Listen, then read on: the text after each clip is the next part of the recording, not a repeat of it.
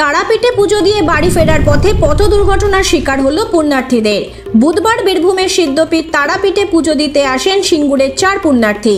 তবে এদিন মা তারাকে পুজো দিয়ে বাড়ি ফেরার পথে বীরভূমের ময়ূরেশ্বর থানার অন্তর্গত চাল্লজুয়া গ্রামের কাছে নিয়ন্ত্রণ হারিয়ে নয়নজলিতে গাড়িটি নামিয়ে দেয় গাড়ি চালক। তবে বড়সড় দুর্ঘটনা না ঘটলেও গাড়িতে থাকা যাত্রীরা অল্প চোট পেয়েছে বলে জানা যায়। বুধবার আনুমানিক দুপুর 3টে নাগাদ এই পথ দুর্ঘটনাটি ঘটে ময়ূরেশ্বরের কাছে চাল্লজোলা গ্রামের সন্নিকটে।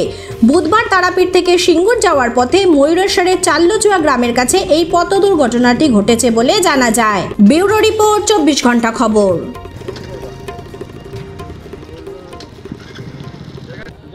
ওই জায়গাটা ছোট জায়গা হইলি, ছোট জায়গাটা বড় জায়গা হইলে পরে এই সব জায়গা হইলে পরে যদি এই গাড়িটা আনছে ভালো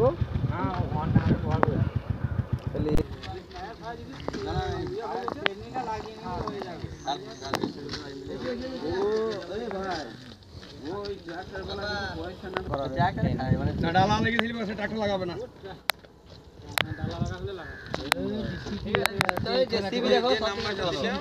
ওরা মাঠে কেটে ভালো করে আসছে।